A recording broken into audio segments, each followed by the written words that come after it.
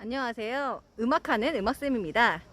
오늘은 학생들이 집에서 너무 힘들 것 같아서 선생님이 퇴근길에 학교 뒷산으로 나왔습니다. 자, 지금 등산을 하는 분들이 굉장히 많은데요. 네. 자, 산길 지금 너무너무 예뻐요. 꽃도 있고요. 자, 지금부터 올라가 보겠습니다.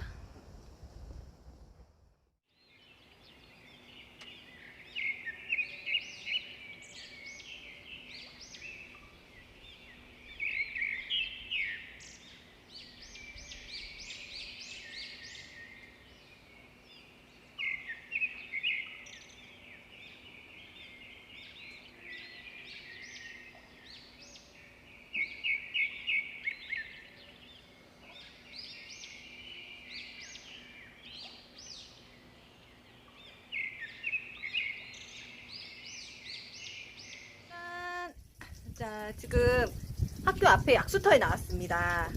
네, 코로나로 인해서 학생들이 지친 마음을 조금 선생님이 달래주고자, 네. 자, 약수물. 네, 약수물 소리 한번 들어보세요.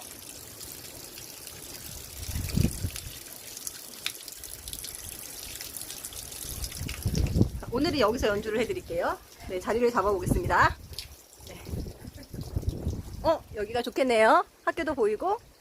자, 여기서 앉아서 선생님이 지금부터 오카리나를 좀 불어드릴게요. 소리가 잘 안 들리더라도 이해해 주세요.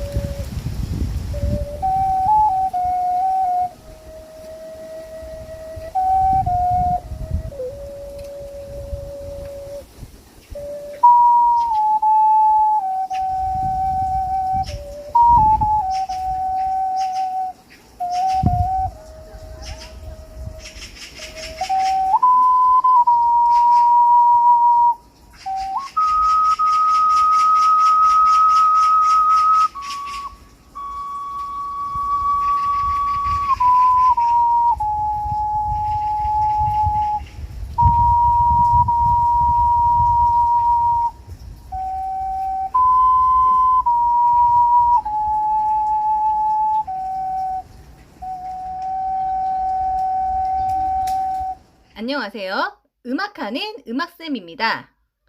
오늘도 마을학교 프로젝트인 우리 동네 음악가를 진행하겠는데요.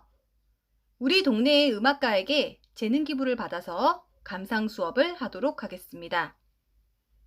이번 시간에는 유튜브에서 피아니스트로 활동하고 있는 우리 동네의 유명 유튜버이자 우리 학교 졸업생인 나영현 학생이 재능 기부를 해줬습니다. 그럼 수업을 시작하도록 하겠습니다. 제8강 서양음악사. 학교에서 배우는 음악사는 우리 음악사, 즉 한국음악사와 서양음악사 이렇게 두 가지로 구분이 됩니다. 그 중에 서양음악사를 배워볼 건데요. 보통 서양음악이라고 얘기하면 서유럽 중심의 음악을 의미합니다. 물론 낭만주의 시대의 끝물이었던 국민학파 이후에는 서유럽 중심에서 음악이 세계로 퍼져서 세계화가 됐지만 기본적인 음악의 틀은 서유럽에서 거의 생겨났어요. 그래서 서양음악사를 배울 때 각 시대별 대표적인 작곡가들이 유럽 사람들이 많아요. 우리 음악은 2학기에 배울 예정이고요. 1학기에는 서양 음악을 배우고 있기 때문에 서양 음악사를 공부하도록 하겠습니다. 가장 첫 번째로 나오는 고대 시대부터 살펴보겠습니다. 일반적으로 고대라고 하면 선사시대, 구석기, 신석기, 청동기 시대와 같은 아주 오래된 시대를 의미합니다. 동굴이나 고분에 있는 벽화에서 원시인들이 음악을 연주했던 흔적을 찾을 수 있고요. 종교의식과 행사를 위해서도 음악을 연주했다고 합니다. 이 시대에 그리스에서 음악이 활발하게 연주가 되었는데요. 여러분들도 잘 아시는 철학가이자 수학자인 피타고라스는요, 음향학자로도 알려져 있어요. 음악에 특별한 힘이 있다고 믿고 있었고, 우주의 조화로운 질서가 음악에도 반영된다는 생각을 했어요. 그래서 음악을 심도 있게 연구했고, 또 과학적으로 접근을 했습니다. 음정, 즉 계이름, 음높이 간의 관계를 진동수와 배음의 이런 수적인 원리를 사용해서 음계를 만들었어요. 그것이 유명한 피타고라스 음계라고 합니다. 그리고 피타고라스에 이어 이분도 철학자죠. 플라톤도 피타고라스와 같이 수학적으로 음악을 이해하였고, 음악에는 좋은 음악과 나쁜 음악이 있다고 생각했습니다. 그래서 사람들의 심성을 교화시킬 수 있는 좋은 음악을 장려해야 된다고 주장했습니다. 그리고 그리스의 유명 철학가 아리스토텔레스도 음악에 대한 주장을 했습니다. 이렇게 그리스에서 음악 이론이 발달하였고, 이것이 서양 음악의 시작이었다, 출발점이었다, 이렇게 정리하겠습니다. 그 다음 중세음악. 중세음악의 중심은 교회에서 이루어졌습니다. 교회라고 하면 유럽의 가톨릭 성당이죠. 성당에서 교리를 담고 있는 성가를 불렀습니다. 그래서 당연히 성악이 주를 이루었고, 악기로 연주되는 기악은 사람들의 마음을 나쁘게 변화시키는 나쁜 음악이다 라고 생각했어요. 그래서 무반주로 라틴어 가사에 멜로디가 하나인 단선율로 불렀어요. 그리고 노래는 남자들만의 전유물이라고 생각하고 교회의 성가대는 전부 남성들로만 구성했어요. 여자들이 노래 부르는 것을 금지시켰습니다. 이 시대의 초기에는 악보가 없어서 사람들의 입에서 입으로 음악이 구전되었고요. 이 당시 가장 유명한 곡은요, 그레고리안 성가였습니다. 교회의 미사에서 사용되었어요.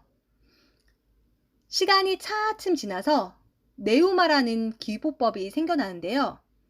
사실 이것만 보고 연주하기는 매우 힘들어요. 가사 위에 여러 가지 기호들을 사용하여 음악을 표현했어요. 일종의 기호 같은 거였어요. 11세기에 와서 귀도 다레초라는 사람이 등장을 합니다. 이 사람은 4선보, 즉 줄이 4개가 있는, 우리 영어 노트 보면 줄이 4개가 있죠. 이런 영어 노트 같이 줄이 4개인 악보를 최초로 만들어서 음계를 표시했습니다. 하지만 지금과 같이 음악을 정확하게 기보할 수는 없었어요. 그냥 음의 높낮이를 표현할 수 있는 기보법이 생겨났다, 이렇게 기억해 주세요. 그리고 지금은 음악 노트에서 보면 악보가 선이 몇 개예요? 그렇죠, 5개죠. 이 당시에 선이 4개인 악보가 있었다, 이렇게 생각하시면 됩니다. 르네상스 음악으로 넘어가겠습니다. 서양 문명의 역사하고 서양 음악사하고는 약간의 시간적인 차이가 있어요. 역사적인 사건들이 일어난 후 음악은 조금 늦게 반영이 됩니다. 하지만 시대에 따른 전체적인 흐름은 비슷해요. 중세에는 가장 힘이 세고 권력이 있는 사람들은 교회의 수장인 교황을 포함한 성직자 계급이었어요. 그 시대에 사회적으로 지위가 아주 높았습니다. 교황과 왕이 같은 지위였어요. 그래서 중세 시대에는 교회 음악이 발달했고요. 중세는 이성이 마비되었던 시대예요. 맹목적인 믿음만 있었죠. 그래서 르네상스 운동이 생겨났습니다. 이 르네상스 운동은요, 인문학적인 운동이에요. 문예 부흥 운동이라고 부르죠. 인간의 인간성 및 창조성을 되찾고 합리적으로 생각하며 살자는 취지의 운동이에요. 그래서 음악이 어떤 영향을 받느냐? 중세에는 비판을 받았던, 거의 탄압을 받았던 수준의 기악 음악이 종교 음악과 함께 발달되기 시작합니다. 이 시대의 기악 음악은 대중들이 주로 연주를 했어요. 교회가 아닌 속세에서 연주한 음악을 세속 음악이라 불렀습니다. 그리고 종교 음악이 예술적으로 발달하기 시작하고 세속 음악들이 연주되기 시작하면서 정확하게 음악의 장르가 종교 음악과 세속 음악 이 두 가지로 구분되기 시작합니다. 또한 인쇄술의 발달로 악보가 발전하고 널리 보급되었어요. 그리고 다성 음악이 발달하는데요. 멜로디를 내는 성부가 여러 개예요. 악보를 통해서 살펴보겠습니다. 악보를 보세요. 조스캥의 아베 마리아예요. 4개의 성부로 이루어져 있죠. 이 시대에는 특히 4성부가 유행했어요. 지금도 혼성 합창을 할 때 파트 구성을 이렇게 하죠. 소프라노, 알토, 테너, 베이스. 멜로디, 즉 주선율이 여러 파트에서 각각 다른 시점에서 나옵니다. 가사를 살펴보면 소프라노에서 가장 먼저 아베 마리아라고 노래하고요. 그 다음 알토에서, 그 다음 테너에서, 그 다음 베이스에서 계속해서 주선율을 주거니 받거니 합니다. 이렇게 멜로디를 내는 선율이, 즉 주선율이 여러 개의 음악을 다성 음악이라고 해요. 우리가 아는 아카펠라, 반주 없이 부르는 합창곡이죠. 이 아카펠라도 르네상스 시대에 생겨났습니다.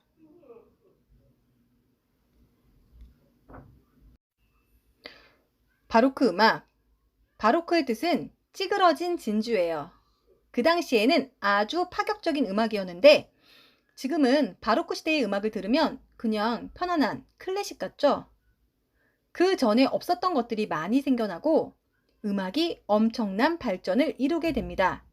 가장 큰 발전은 장조와 단조의 개념이 확립되는 데 있습니다.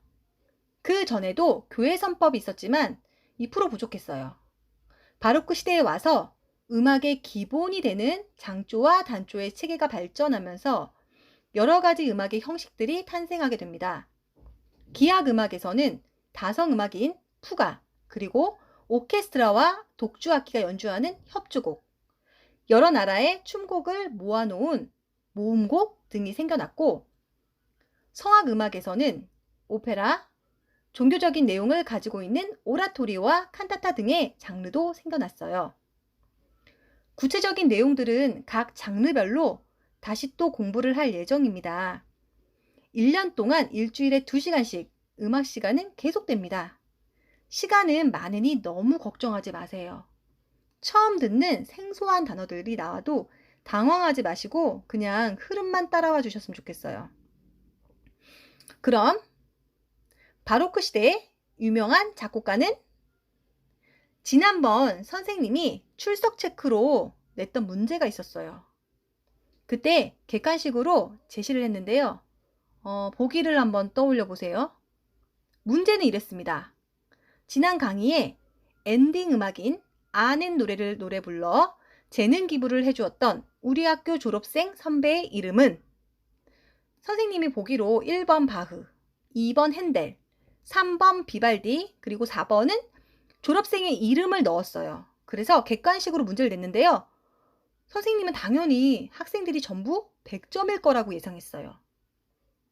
하지만 21명의 학생이 바흐, 핸델, 비발디로 정답을 찍어버렸어요. 그냥 문제를 안 읽고 찍은 거죠. 선생님 마음이 너무 슬펐어요. 그때 보기로 나왔던 바흐, 핸델, 비발디가 바로 바로크 시대의 작곡가입니다. 바흐는 음악의 아버지라고 불리고 있습니다. 남자고요.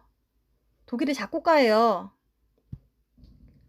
원래는 성당의 오르간 반주자였는데요.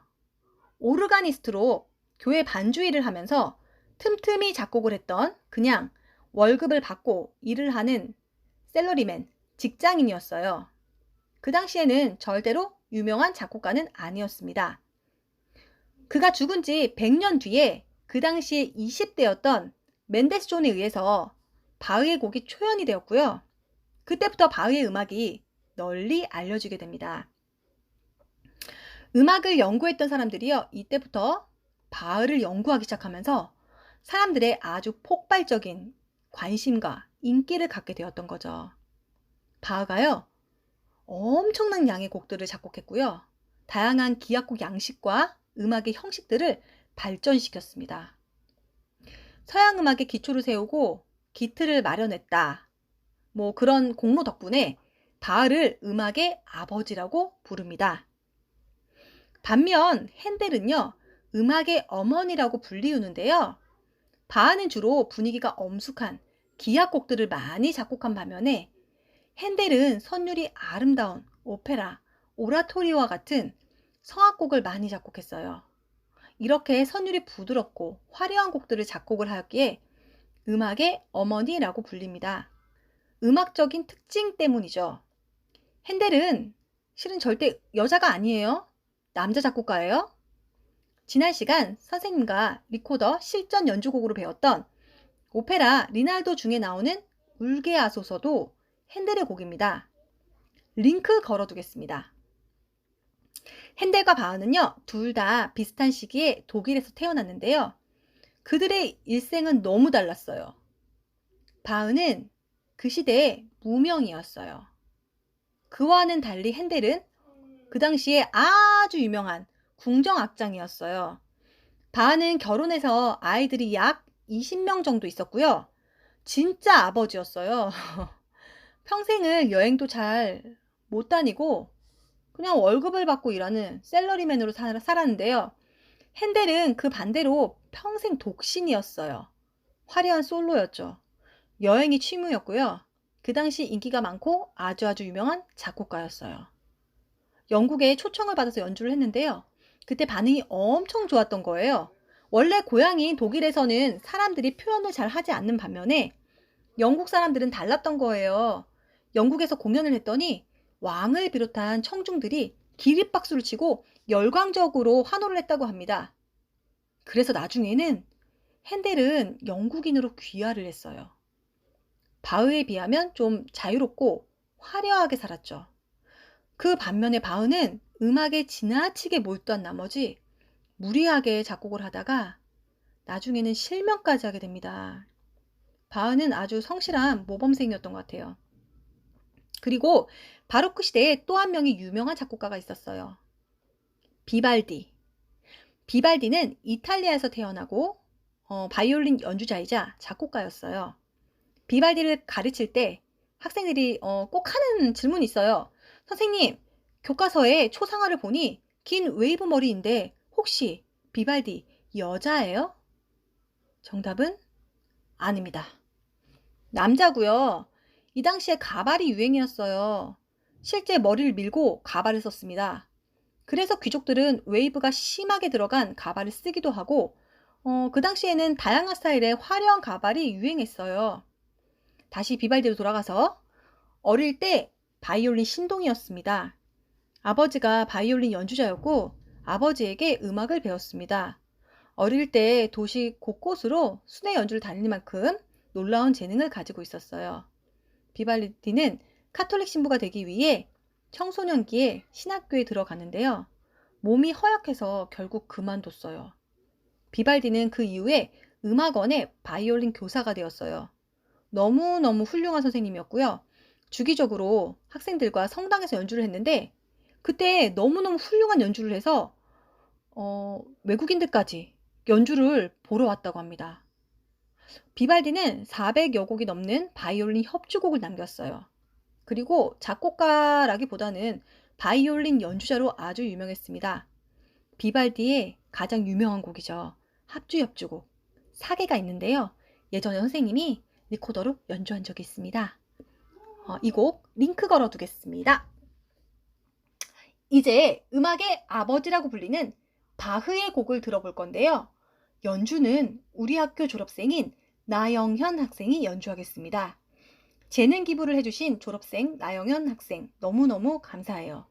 한데 연주가 너무 완벽하다 보니까 유튜브에서 음반으로 착각을 하고 저작권 침해 영상으로 걸릴 것 같아서 선생님 걱정입니다.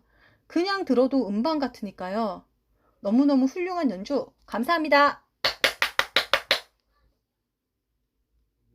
선배님의 연주를 더 듣고 싶은 학생이 있다면 나영현의 유튜브 링크 걸어두겠습니다.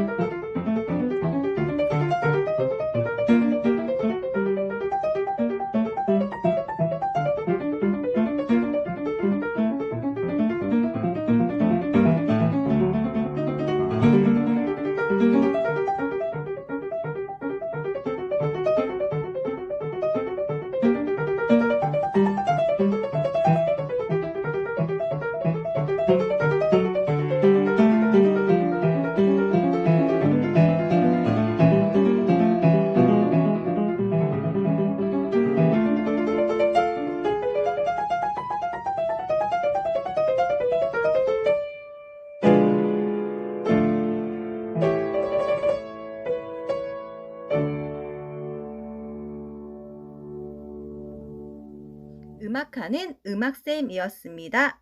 본 자료는 저작권법 제25조 2항에 따라 학교 수업을 위한 저작물로 본 사이트에서만 이용 가능하며 이외의 공간에서 저작물을 공유 또는 게시하는 행위는 저작권법 위반에 해당될 수 있습니다.